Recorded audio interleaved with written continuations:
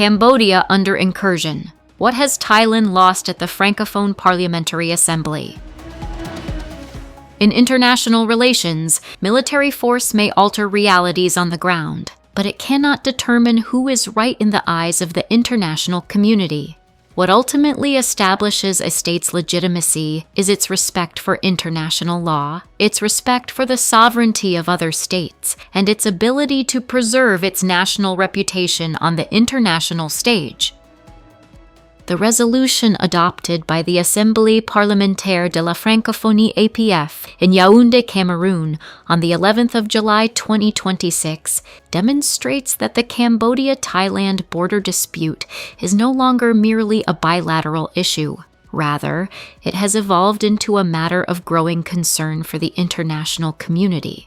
More significantly, the APF did not merely express concern over the loss of life and the border clashes.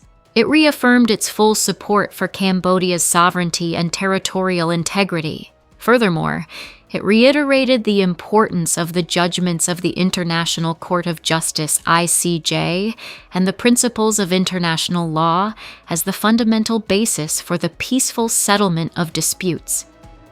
The resolution also took note of the construction of civilian and military infrastructure, the organization of religious ceremonies, and the allocation of land within Cambodian territory by the Thai side in disputed areas.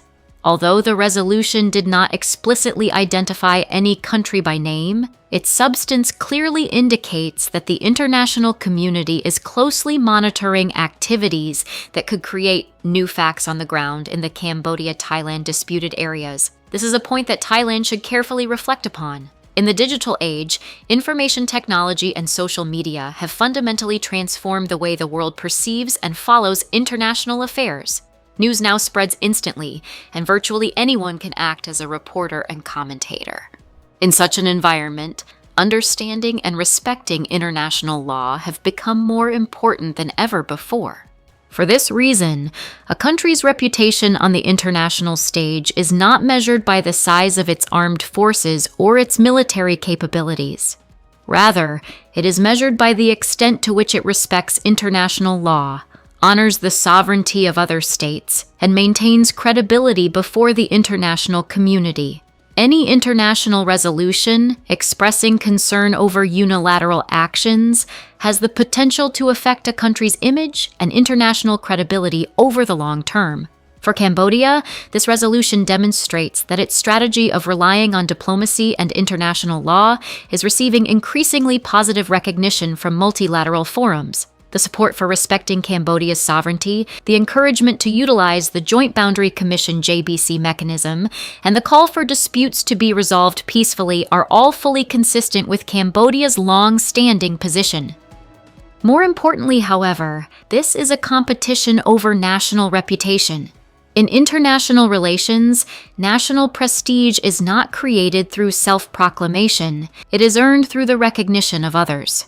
When an international forum calls for respect for Cambodia's sovereignty, urges an end to unilateral actions, and advocates the settlement of disputes through international law, such a resolution inevitably creates reputational pressure on the party perceived as contributing to heightened tensions. Therefore, the APF resolution does not immediately alter borders or resolve the dispute. What it does change is the political and diplomatic environment surrounding the conflict. Cambodia has gained additional international support for the principles of sovereignty and international law, while Thailand now faces an increasingly unavoidable question: how can it preserve its reputation and credibility on the international stage if the international community continues to call for an end to actions that escalate tensions along the Cambodia-Thailand border and insists on full respect for bilateral agreements and international law? By Pin Vici,